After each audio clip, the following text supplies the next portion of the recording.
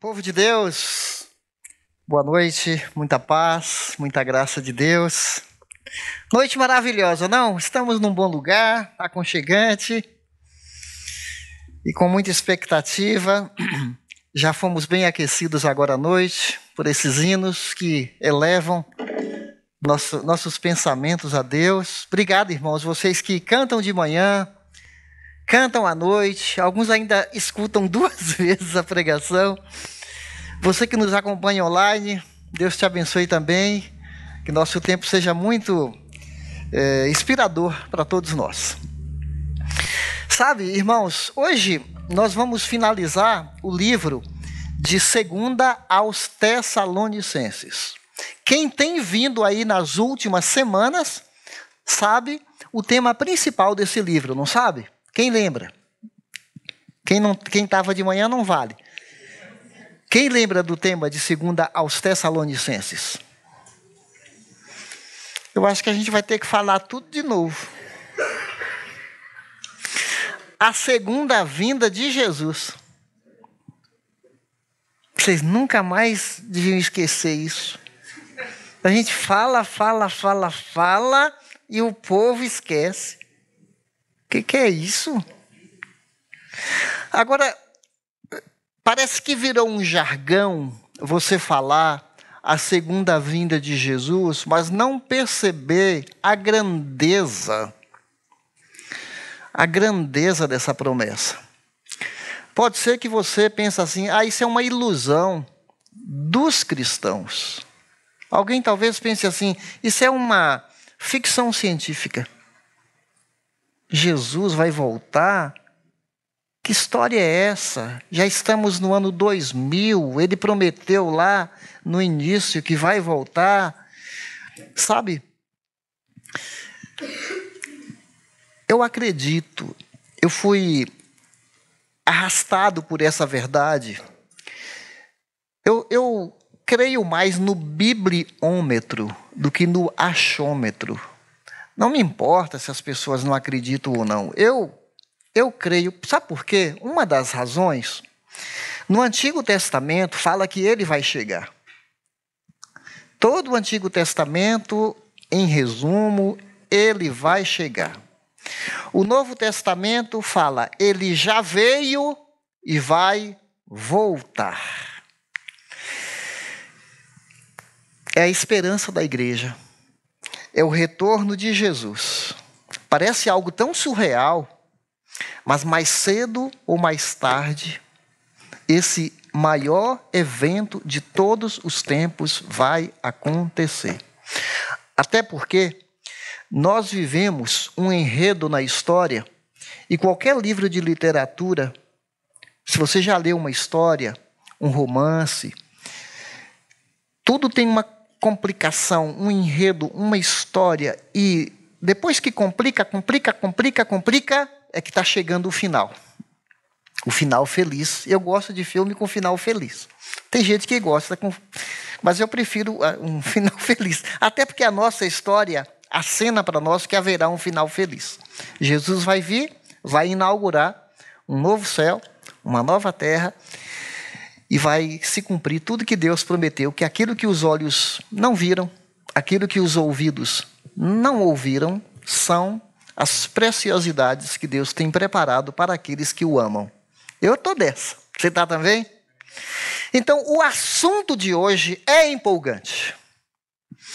O assunto de hoje tem a ver com a nossa postura, a nossa atitude em relação ao retorno de Jesus Cristo. Tá certo? Vamos lá? Nossa atitude em relação ao retorno de Jesus. Aqui já está falando, trabalhar para a nossa glória pessoal. É isso? Não. Trabalhar para a glória de Deus. Vamos ler juntos. Vamos trabalhar para a glória de Deus enquanto aguardamos Jesus. Então vamos usar o texto. Irmãos, está falando para quem? Cristãos. Você é cristão? Você pertence à Irmandade? Em nome do nosso Senhor Jesus Cristo, nós sugerimos, é isso? Não, ordenamos. Ordem é ordem. Que se afastem de todo irmão que vive trabalhando duro. É isso? Não! Que vive ociosamente. Misericórdia. A gente se afastar de malandro na fé. Você está entendendo? O bicho pega, não, gente? Daquele que parece, mas não é. E não conforme a tradição, que quer dizer os ensinamentos, que receberam de nós. Pois vocês mesmos, olha a ênfase, sabem como devem seguir nosso exemplo. Puxa, um homem para falar isso aqui é uma autoridade, não é? Aí ele usa o próprio exemplo. Nós não vivemos ociosamente quando estivemos entre vocês. Nem comemos coisa alguma à custa de ninguém. Pelo contrário, trabalhamos trabalhamos levemente, é isso? Com fadiga, isso significa agonia, dia e noite, para não sermos pesados a nenhum de vocês. Não porque nós não tivéssemos tal direito, mas para que nos tornássemos um modelo. Lembra de exemplo? Ele repete. Um modelo para ser imitado por vocês. Quando ainda estávamos com vocês, nós lhes ordenamos isto. Se alguém não quiser trabalhar, também não coma. Se a moda pega, se não lavar a louça, não tem comida. As mulheres vão gostar disso. Ou os homens que cozinham também. Né? Porque tem muito homem bom de cozinha também. Se a moda pega... Aliás, bom seria o pai e mãe firmes, que fala assim, se não casar, nem namora. Gostou? Meu sogro falou isso para mim. Ele tinha 3 filhas solteiras, eu fui pedir uma delas. Falei, o senhor tem 3, dá uma para nós. Eu fui falar para ele assim, sabe o que ele falou? As minhas filhas não estão para viver de aventura. O cara que solicitar casar com a minha filha tem que ter o compromisso de casar. E eu, tremendo no joelho, estou sabendo. É verdade que nem sempre desemboca no casamento, mas pelo menos a intenção deve ser essa, né? Porque o namoro deve ser um período de conhecer a pessoa, né? De repente você percebe que não é viável, né? Mas assim, pelo menos a intenção deve ser, né? Eu, sinceramente, não entendo como as pessoas conseguem morar juntas e não se casarem.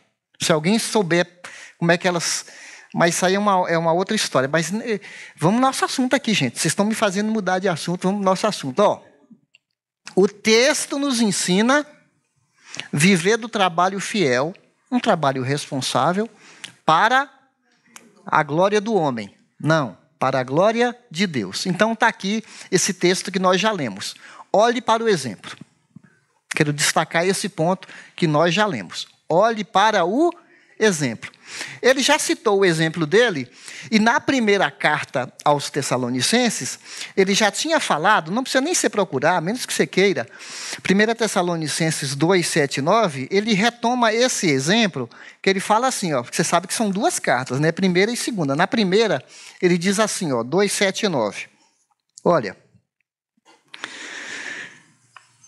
ainda que, como apóstolos, tivéssemos o direito de fazer certas exigências,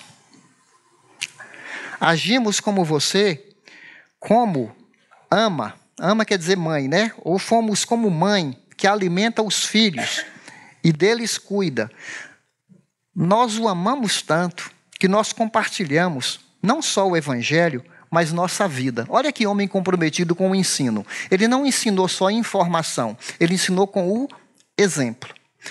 Então ele está falando aqui, nós fomos exemplo. E depois ele fala, se alguém não quiser trabalhar, não coma também. Agora, pergunta.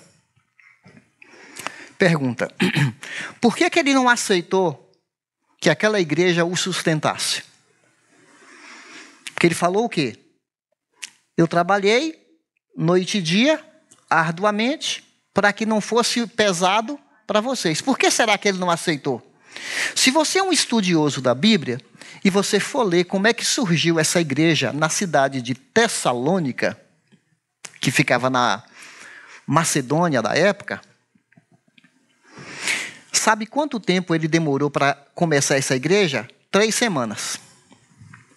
Com povos não judeus. Era uma igreja nova. Pouquíssimas pessoas. Essas pessoas não tinham condições de sustentar o apóstolo. Quem é o apóstolo? Paulo. Então, ele tinha uma profissão de fazer tendas. Tendas que eu imagino como essas tendas portáteis. Tinha muitos viajantes transitando nas estradas e tinham essas tendas portáteis para dormir, para descansar. Então, ele fabricava tendas. Como é que você sabe disso, pastor? Atos 18, de 1 a 3. Fala que ele era fabricante de tendas, ele tinha o ganha-pão dele, e juntou um casal chamado Áquila e Priscila, que começaram a trabalhar juntos numa parceria, aqui entre nós. Eu acredito que era até uma estratégia dele. Se ele está fabricando tenda, vem alguém perguntar o preço, a qualidade, o tecido, o material. Ele aproveitava e falava de Jesus Cristo para as pessoas. Estão entendendo? E assim, onde ele chegava, ele começava uma igreja. Se a moda pega, você profissional, você funcionário, você é um fabricante de tenda, você produz alguma coisa, você é um prestador de serviço. Sabe, gente, se nós levarmos isso tão a sério, Jesus não falou que nós estamos em missão? Nesse mundo, a gente tem uma missão. Então, o seu trabalho é para te sustentar. O trabalho do Paulo era para sustentá-lo. Você é um missionário. E quem te sustenta é o fruto das suas mãos. A gente não trabalha para nós. A gente trabalha para algo maior. A gente trabalha para o reino de Deus. O fruto das nossas mãos é para poder nos sustentar. A gente já vai falar sobre isso. Mas também servir na missão que Deus nos confiou. É por isso que ele não aceitou receber ofertas dessa igreja. Ele estava ensinando isso. Agora, o fato dele não ter aceitado não significa que ele não concorda que os pastores deveriam ser sustentados pela igreja. Como é que eu sei disso? Olha aqui, ó. Os presbíteros. Você sabe o que significa presbíteros? É a mesma coisa que pastor. Ó, bispo, presbítero e pastor são sinônimos. A diferença é a função de cada um. Por exemplo, o presbítero, ele é mais administrador. O presbítero é aquele pastor que ele é mais administrativo na igreja. Ele cuida mais da organização, departamentos e tudo mais. O bispo, outra tradução é supervisor. O que é um supervisor? É alguém que tem uma visão. Ele olha e chama todo mundo para ir para aquela visão. Vamos para frente. Vai fazendo um arrastão, levando o povo para frente. Esse é o bispo. O pastor, a palavra no original para pastor é aquele mais pessoal, aquele que toca na ovelha, que carrega a ovelha no ombro. Sabe aquele pastor, gente, que abraça, é bem assim, ligado nas pessoas, bem pessoal? Então, olha só, Deus é bom quando dá pastores com dons diferentes para a igreja. Posso desabafar um pouquinho? Não cobra de nós, pastores, dons que nós não temos. Nós temos limitações. Nenhum pastor, ele consegue atuar nessas 3 áreas assim. Tem uma área que é mais forte. Estão entendendo? Como você também. Tem um dom que você tem que ele é mais evidente. Ai, que alívio falar isso para vocês. Ninguém vai me cobrar mais. Bom, então, os presbíteros que lideram bem a igreja são dignos de dupla honra. Isso significa dobrados honorários. Sabe o que é honorário? O que é honorário? Pagamento. Muito bom. Porque como a gente não usa certas palavras, cai no esquecimento, né? Hoje mesmo eu estava falando com o meu genro uma palavra, eu pensei que ele sabia, eu tive que esclarecer. Duplos honorários. Especialmente aqueles cujo trabalho é a pregação e o ensino. Pois a Escritura diz, não amordace o boi enquanto estiver debulhando o grão, e o trabalhador merece o quê?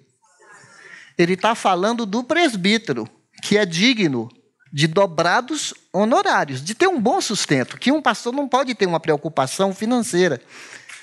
Não pode ser uma pessoa que fica as contas pendentes, não consegue pagar. Um sustento, é um funcionário, né, de uma igreja que é sustentado, que é o nosso caso aqui. Eu só não gostei dessa parte que compara a gente com boi, né? Não amordace o boi. Mas o boi aqui é porque eles colocavam um milho no chão e o boi ia pisando o grão para ele ficar, para alguns animais, ficar mastigado, né? Ou até para fazer algum alimento. Não tinha as máquinas que a gente tem hoje, então era o boi que debulhava. Só que o boi, amassando o grão, ele ficava com fome. Então o boi comia, então não amordasse a boca. Ah, entendeu? Agora esse povo que é da cidade não sabe das coisas. Então a gente que é do interior fica esclarecendo. Outro ponto. Se entre vocês, ele está falando com qual igreja? Corinto. Semeamos coisas espirituais. O que é coisa espiritual? Ensino, orientação, aconselhamento, cuidando das pessoas. Se nós semeamos coisas espirituais, ele está fazendo uma pergunta. Seria demais colhermos de vocês coisas materiais?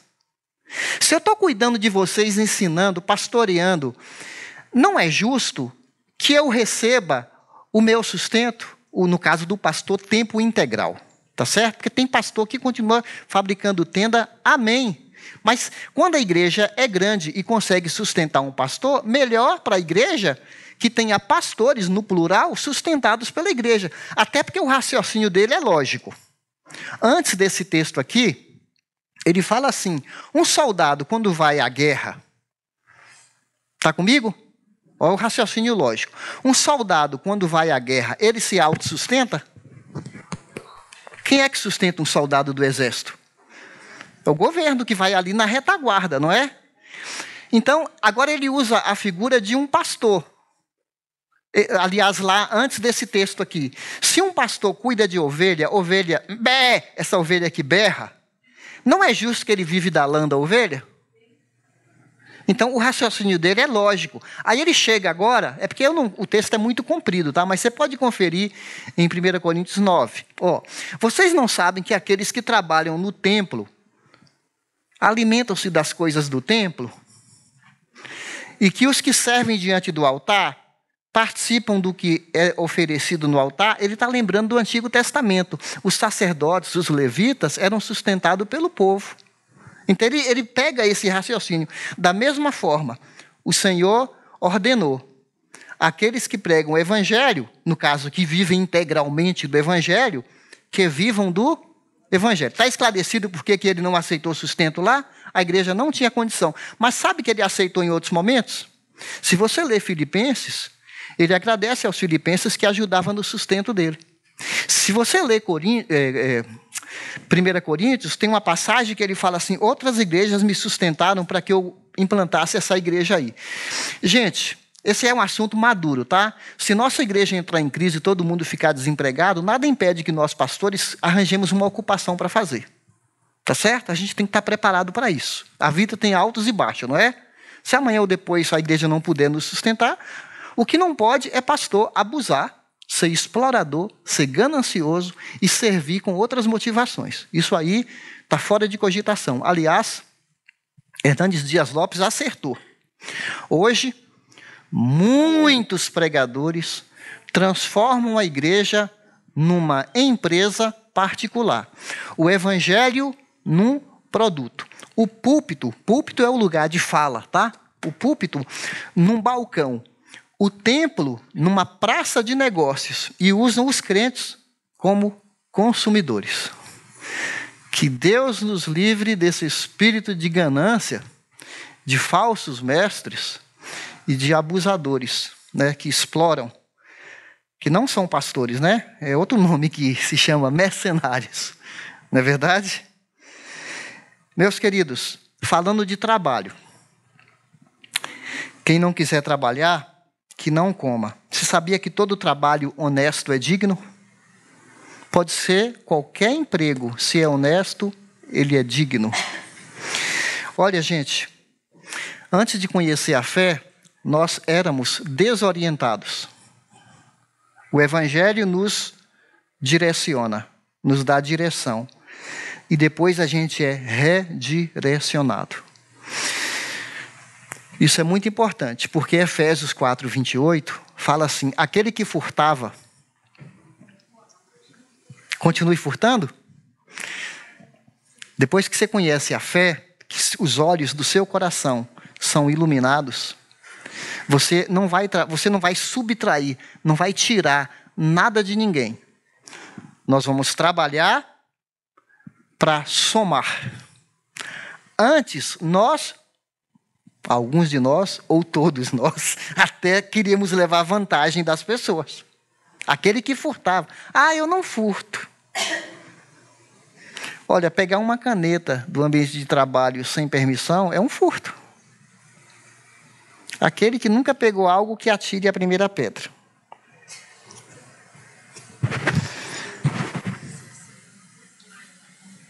Aquele que furtava, não furte mais, antes trabalhe com as mãos para ajudar os que são necessitados. Não é questão só de trabalhar para se cuidar. É trabalhar para ajudar quem precisa. Isso é muito importante para nós. Estarmos atentos a quem precisa e sermos bênção na vida das pessoas. Nós não cantamos agora há pouco: eu quero ser uma bênção para você. Nós não cantamos agora compartilhar, dividir tudo que eu tenho com você? É tão fácil cantar. Ai, que delícia cantar na igreja. Eu tinha um professor que falava: é fácil cantar. A questão é prática. Então, certos hinos que a gente canta, que são assim respaldados pela palavra de Deus, a gente precisa cantar nos comprometendo. Porque quando a gente está cantando, a gente está dizendo que a gente está de acordo, não é verdade? Então, meus queridos, sabe, Jesus falou assim: meu pai trabalha, quem sabe o restante? Até agora, e eu também trabalho. Jesus é um exemplo de trabalho, né? Já que era um jovem aprendiz que aprendeu com José a ser carpinteiro. Porque esses quadros de um Jesus efeminado, de um Jesus branquelo, de um Jesus assim dócil demais, não corresponde. Jesus foi criado na carpintaria.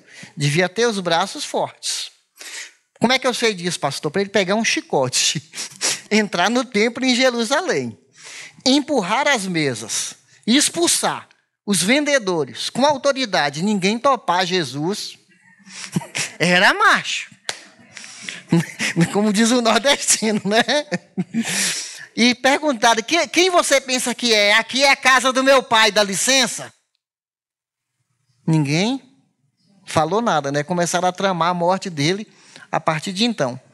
Então, Jesus é gente, o profeta Isaías fala que ele verá o resultado do seu penoso trabalho.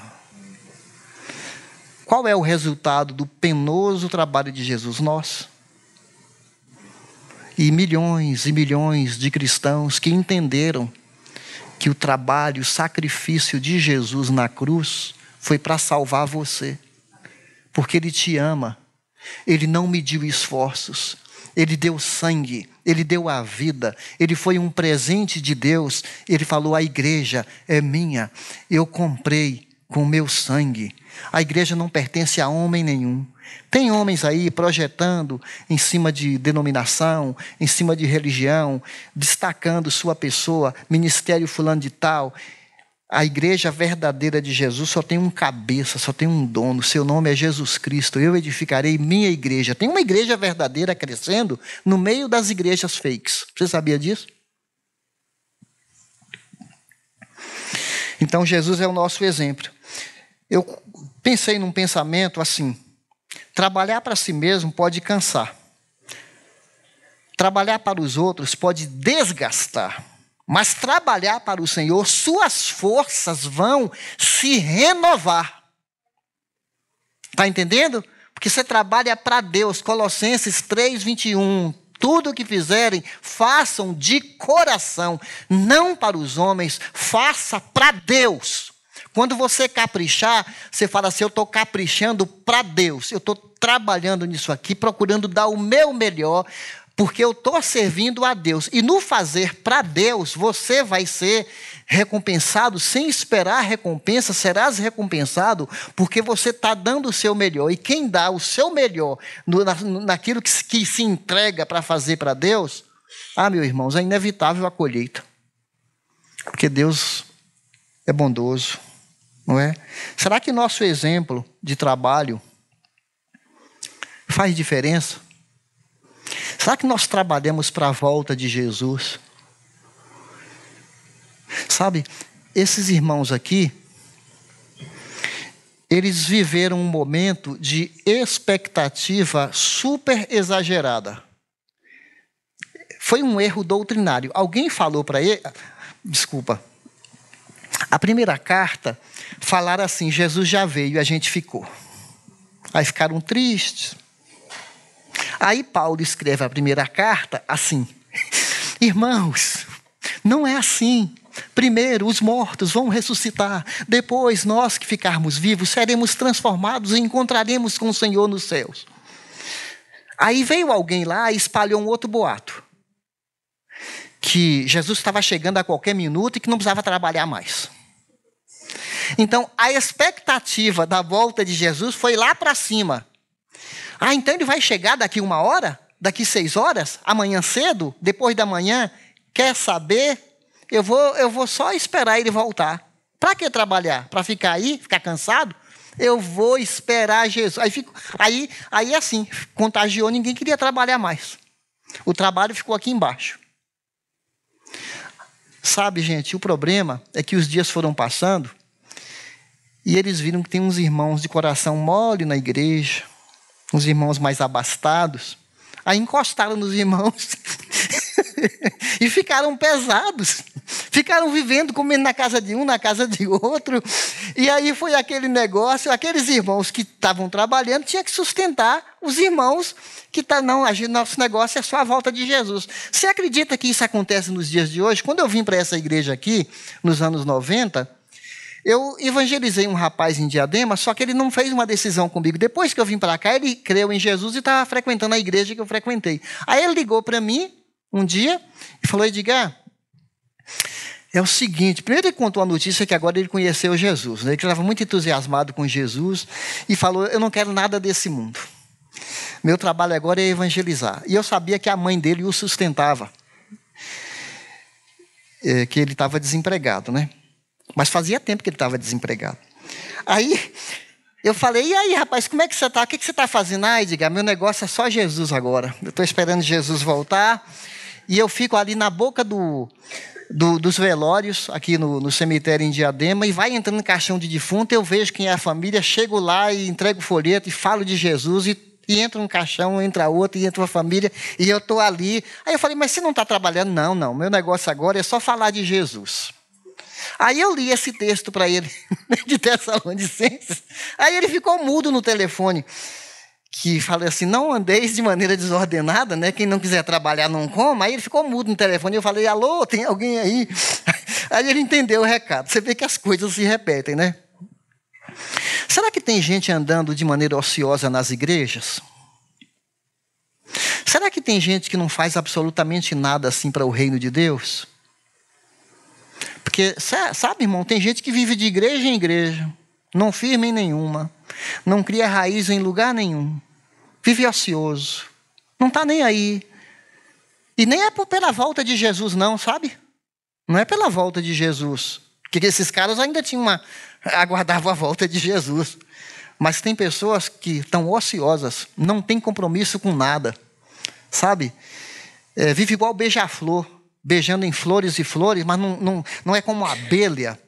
A abelha, ela se conecta a uma flor e ela produz mel, ela é útil, ela encontra um lugar para ela ser uma pessoa útil e não ficar para lá e para cá. Tomara que você encare que Jesus te chamou para trabalhar para Ele e criar raiz no lugar e educar seus filhos, sua família nas coisas de Deus. Tá certo?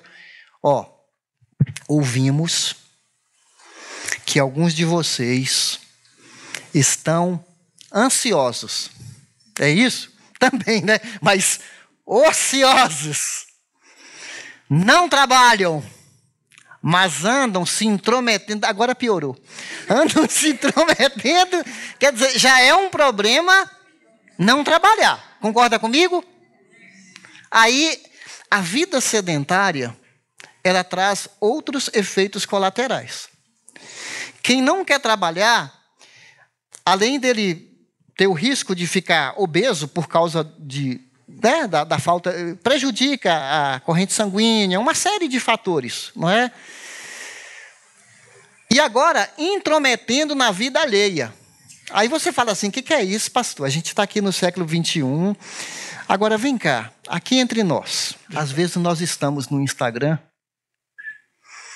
intrometendo na vida alheia. E a gente ainda critica, olha lá, só vive para cima e para baixo, passeando para cima e postando aí. Aquele outro ali.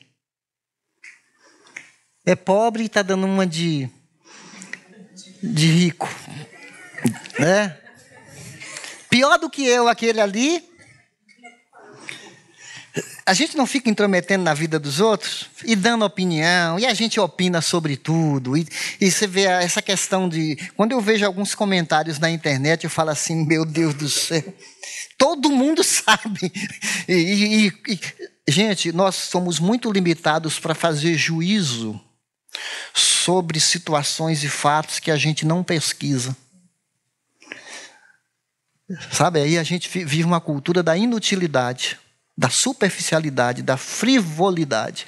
Então, olha, a essas pessoas ordenamos e exortamos no Senhor Jesus que trabalhem tranquilamente e comam seu próprio pão. Honra seu trabalho. Tem umas funções que as pessoas ficam perdidas no celular. Eu não sei você, mas de vez em quando eu vejo esse porteiro no celular, o tempo todo. Lá no hospital, você vai entrar no hospital, o cara está no celular. Você vai num parque, você vai estar o cara sentado lá no celular. Você vai no médico, está um médico lá, demora um tempão para te atender no celular. O professor na escola deixa os alunos lá de todo jeito e fica lá nos... Gente, isso não é uma ociosidade também? Não está honrando o seu trabalho, não é verdade? Quanto a vocês, irmãos, nunca se cansem de fazer o bem. Ociosidade, essa não. Ele está chamando a atenção aqui da igreja, para você não se entregar, tomar cuidado em relação... Você já ficou desanimado quando você ajuda uma pessoa Você ajuda e não tem retorno?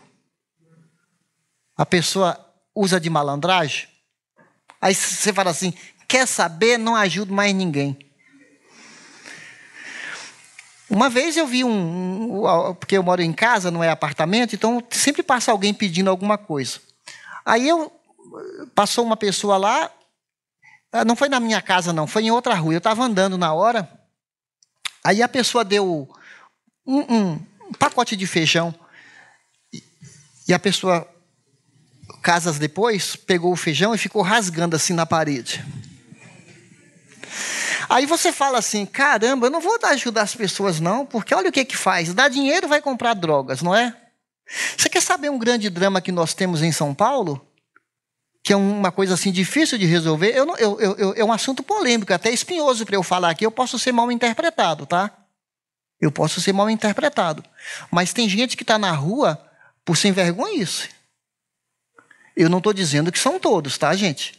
Tem gente que não consegue pagar um aluguel, infelizmente, vai para a rua, não tem parente, sei lá, acontece isso, tipo de coisa. Mas eu conheci um homem que foi para a rua por ser Sabe qual é a história? Que ele me contou, tá? Ele me contou. E eu posso trazer o cara aqui. Ele era cabeleireiro, tinha esposa, tinha filhos. Começou a entrar no mundo das drogas. Só que o mundo das drogas cada vez mais vai drenando a pessoa. Aí ele começou a faltar o trabalho. Aí já não tinha dinheiro para pagar o aluguel do salão de cabeleireiro. Daqui a pouco brigando com a esposa. E nas drogas, e afundando cada vez mais. A esposa falou, eu não aguento você. Eu não suporto mais. Você fica dias e dias nas drogas, fora de casa. Aí ela abandonou esse homem. Ele foi morar na rua. Tá? Aí ele falou, Edgar, eu fiquei 3 anos na rua. Você acha que a rua é ruim? Ele que falando para mim. Eu não pagava boleto. Os clientes vinham trazer a comida para nós. Era lanche, era comida. Quando a gente sentia falta de uma droga, tem muita camaradagem, tem muita solidariedade. Quem ganhava uns trocados, dividia com a gente. Então tinha droga para todo mundo. A gente tinha uma vida boa. Tomava banho aí em algum lugar, tal. Aí ele falou assim, só que eu me envolvi um dia numa briga, e um dos caras tinha uma faca, e eu estava zoado, e a briga aconteceu. Quando eu avancei num deles, ele cortou minha mão. Foi um corte que ele me mostrou, né? Até o pulso, assim, que pendurou um pedaço da mão. E ele foi levado a um médico, e aquele médico era cristão. Enquanto o médico estava costurando a mão dele, olha só, gente, como a palavra de Deus é poderosa, né? O médico começou a falar, olha, Deus não chamou você para esse tipo de vida. Você precisa conhecer esse Salvador que te ama, que morreu na cruz para te dar dignidade, vida e te libertar de todo o mal que você vive. Enquanto o médico costurava, foi falando de... Aquela palavra foi entrando nele com tanta força que nos próximos dias ele acordou para a vida e saiu daquela situação. Aceitou morar num sítio para ser recuperado. Voltou, estava cuidando de um salão de cabeleireiro agora. Estava frequentando a academia, por isso que eu o conheci na academia que eu frequento. Ele me contou essa história e ele falou assim, agora eu sou um resgatador. Eu conheço a rua. E de vez em quando, na igreja que eu frequento, uma mãe pede para mim, para eu buscar um filho que está lá na Cracolândia. Eu vou lá. Jejuo 2, 3 dias. E vou com tudo. E chego lá, botando o cão para correr. Ele é meio engraçado assim, né? Mas aí eu falei assim, que maravilha, né, gente? Que maravilha. Ele saiu, né, dessa vida desordenada e o evangelho alcançou esse homem. Eu nem contei isso de manhã. Ó, fica de graça para vocês aí. Ó, vamos lá. Se alguém não obedecer a nossa palavra por essa carta, marquem-no. Está comigo? Eita, nós vai carimbar a pessoa. É aquele fulano ali, ó. Andar de que maneira, gente? Não obedecer. Isso aqui é rebeldia, tá? Ele está exortando, não é gente ignorante, não. É gente que conhece, mas não obedece. Está comigo? Irmão que anda desordenadamente. Não está falando que é uma pessoa que não conhece a verdade. Não se associem com ele, para que se sinta envergonhado. Você sabe um grande problema que nós temos? Quando alguém começa a fazer o erro, ninguém fala nada. A pessoa está se entortando, está sujando o nome de Deus, está dando um péssimo testemunho, e a gente fica calado. Ninguém fala. Deixa a pessoa, isso perde a qualidade da igreja. Porque o nome de Cristo é envergonhado por causa de cristãos que andam desordenadamente e ninguém fala com ele. Olha, contudo, não o considere como inimigo. É para a gente amar a pessoa, mas não concordar com o que ela faz. Né? Mas chamem a atenção dele como irmão. Então, não é com superioridade, não é com orgulho. Ele é igual eu sou pecador também. Mas eu preciso chegar nele, irmão. Você acredita que já exortamos irmãos aqui por usar o Facebook? De maneira assim...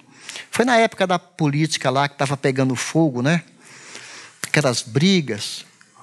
O cara xingou um candidato, depreciou o candidato, um defeito físico que o candidato tem, e xingou, e falou umas besteiras lá.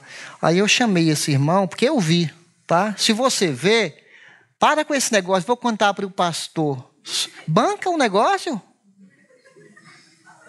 Eu vou contar para o pastor, porque um dia desses aqui, André, você está chegando agora, você vai saber dessas histórias.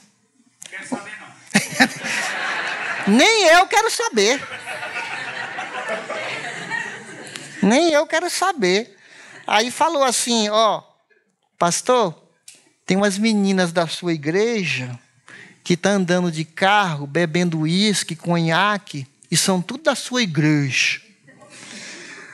Aí eu fui olhar no Facebook, na hora, aí eu falei assim, você está equivocada. São filhas de uma pessoa da igreja.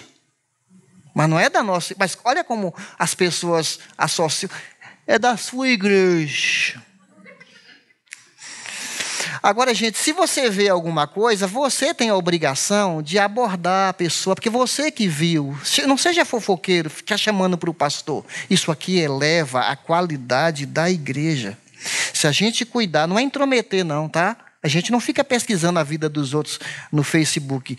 Você está lá, de repente você vê. Então eu chamei o irmão e falei, não combina com um cristão esse tipo de publicação. E se ele fosse rebelde, falasse, eu não vou me retratar, não vou apagar, eu ia trazer perante um grupo. Ele frequentava um pequeno grupo, não está mais em nossa comunidade. Eu ia trazer no pequeno grupo e falar, olha, esse irmão aqui está andando de maneira desordenada e você não se arrependeu. Você tem que mudar de vida. Se você não mudar, você não vai ser considerado mais como irmão, porque Mateus 18 fala, considera-o como não cristão. Né? É um outro ponto que daqui a pouco eu falo sobre isso. Vamos lá. Contudo, não considerei como inimigo, como irmão. O próprio Senhor da paz, aqui ele conclui, mesmo em circunstâncias difíceis que a gente está passando nessa época da volta de Jesus, ele vai te dar paz em todas as circunstâncias, nessa versão, em todas as formas, o Senhor seja com todos vocês. Estamos caminhando para o finalmente, mas deixa eu falar uma coisa para você, só para fechar.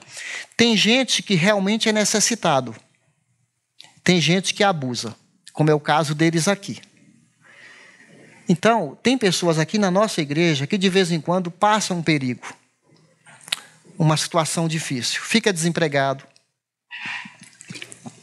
as contas acumulam, não consegue pagar uma conta de água, uma conta de luz, um aluguel, falta dinheiro para comprar remédio. Se a gente fica sabendo, a gente reúne nossa diretoria, nossos irmãos da liderança, da tesouraria, e a gente ajuda as pessoas que realmente precisam. A gente tem uma entrevista, uma conversa com a pessoa para entender a real situação dela. E temos sido, olha, louvado seja Deus, que nossa liderança é muito generosa.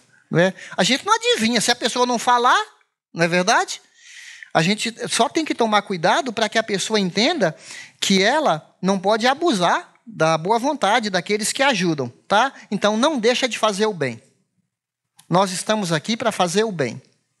Não é isso que disse o versículo? Enquanto Jesus não vem, não nos cansemos. Mesmo que tem gente que... Às vezes eu estou no lugar que alguém me pede alguma coisa, eu faço uma leitura. Se eu vejo que a pessoa tem sinais de drogado, coisas assim, eu não ajudo. E saio tranquilo. Se eu fico na dúvida, eu ajudo. Se é um idoso, eu ajudo. Se é uma idosa, eu ajudo. Porque eu vejo assim, né? Mas eu não ajudo todo mundo porque a gente vive em São Paulo, às vezes é tão difícil você ajudar todo mundo. Então tem muita gente que é vagabunda, né? Que é sem vergonha mesmo. Não é? Então, obrigado. Tem apoio aqui, ó. Eu, Paulo,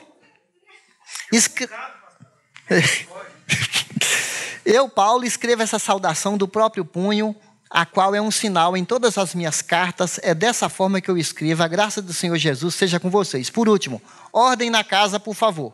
Foi o texto que nós ouvimos, de observar quem está andando desordenadamente. Então, irmãos, eu quero mostrar para vocês aqui, de maneira bem breve, porque não dá para eu desenvolver isso aqui, nesse pouco tempo. Tem casos na igreja que a gente não pode deixar passar. Tem casos na igreja que prejudica a igreja, o mau nome de Jesus, gente que envergonha o evangelho. Então tem casos aqui, ó. Ofensa pessoal. Se alguém te ofender, mentir para você, não te pagar um dinheiro, sei lá, você viu a pessoa fez alguma coisa que não devia fazer, um comportamento inadequado. Esse texto fala, vai lá e conversa com a pessoa. Se ele te ouvir, amém, resolvido. Se ele não te ouvir, chama outra pessoa, vai de 2 ou vai de 3. Se te ouvir, morreu o assunto. A pessoa arrependeu, morre o assunto. Se não ouvir vocês 2 ou 3, aí você conta para a igreja. Agora, deixa eu abrir um parênteses aqui, para falar para vocês, especialmente os mais antigos. Antigamente, quando a igreja era menor, e tinha um caso de imoralidade, por exemplo, ó, letra C. Imoralidade. Que a gente sabia, né? Algum jovem estava namorando uma moça e teve um relacionamento imoral. A gente tratava na igreja. A pessoa tinha que pedir perdão a todos. Naquela época todo mundo conhecia todo mundo. A igreja foi crescendo, tem tanta gente que nós não conhecemos mais as pessoas. E o sentido da Bíblia é ser discreto. Então, por isso que fala, vai 1, vai 2, tenta resolver ali. Só se o assunto a pessoa for rebelde, aí você traz para a igreja. Só que hoje, não dá para trazer para a igreja todos os casos. Então, a gente está pensando, a gente vive uma transição. Aquele circuito que conhece a pessoa é que deve abordar a pessoa. Está entendendo? Então, esse dízimo, a igreja, é aquele circuito. Pode ser um pequeno grupo que a pessoa faz parte. Pode ser o grupo do louvor que a pessoa faz parte. Pode ser um outro grupo de ministério das senhoras. Aborda aquela pessoa e trata lá. Porque essas pessoas representam a igreja. Vocês estão me entendendo? Porque não dá para você trazer aqui na frente uma pessoa, por exemplo, que é mal pagador. Tá? Pessoa que está aí mal falado no bairro e a pessoa está rebelde, não quer nem saber. A gente não vai trazer aqui, perante a igreja, alguém que você nem conhece. Então, quem tem que tratar? O grupo que aquela pessoa está conectado. Vocês estão entendendo? Gente, eu estou dizendo que a gente vai aprendendo a ser igreja. Tá certo? Mas o objetivo da disciplina é humilhar a pessoa?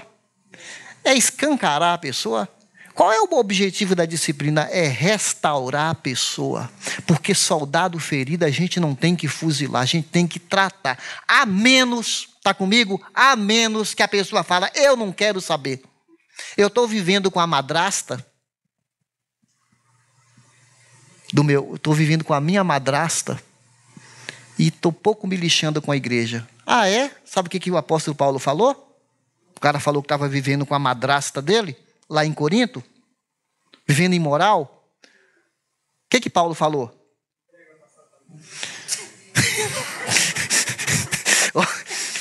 Entrega para Satanás. Já pensou se a moda pega hoje na igreja? Você já pensou se a moda pega hoje? Porque a pessoa é rebelde, não quer saber. Paulo fala, tira fora esse malfeitor. É desse jeito, 1 Coríntios capítulo 5. Está lá, desse jeito. Então, mesmo que for um filho nosso, você, pai e mãe, por mais doloroso que seja, você, se for seu marido e ele não ouve, se eu tivesse se for minha esposa, eu deveria tratar biblicamente a situação. Vocês estão me entendendo a seriedade disso? Erro doutrinário. A pessoa está ensinando coisa errada na igreja. Tem que ser chamada a atenção, repreender. Se continuar, evite essa pessoa. Aqui fala assim, Romanos 16, se a pessoa é contenciosa, vive semeando contenda, facção entre os irmãos, é para evitar, por fim, separar. Aqui, se caiu em pecado, se você surpreender alguém em falta, chame a atenção dele com amor, com brandura, não com orgulho. Se ele é um desordeiro contumaz, a gente já leu agora, de não se associar com ele. Imoralidade, se ele se recusar, excluí-lo. Essa passagem aqui, Alexandre, que seja entregue a Satanás, que aqui é uma exclusão da igreja. E para que a sua alma seja salva. Até aí, visa a restauração, não é? Até aí, para que pare de pecar. Cristãos preguiçosos e bisbilhoteiros, que é esse texto que nós acabamos de ler. Então, meus queridos, isso aqui é um assunto pesado, não é verdade? A gente não gosta de disciplinar ninguém, nem queremos. Mas a questão é que, às vezes, nós queremos ser mais justos do que Deus. Nós queremos ser mais misericordiosos do que Deus. Porque uma vez, a Rosi vai lembrar disso, um homem da nossa comunidade ameaçou de matar uma outra pessoa. Aí no dia que a gente foi excluir essa pessoa, numa assembleia, alguém falou assim, mas ele está doente. Ele toma remédio psiquiátrico. Coitado. Aí o clima da assembleia mudou, porque o povo foi muito misericordioso e não quis excluir a pessoa que ameaçou de matar um outro irmão. E eu, que conduzia aquela assembleia, cedi. E eu tenho vergonha disso. Eu fui naquela, está doente. Passei uma noite mal. No dia seguinte, chamei os líderes da igreja e falei com eles assim, eu vou chamar a igreja para uma assembleia no próximo domingo.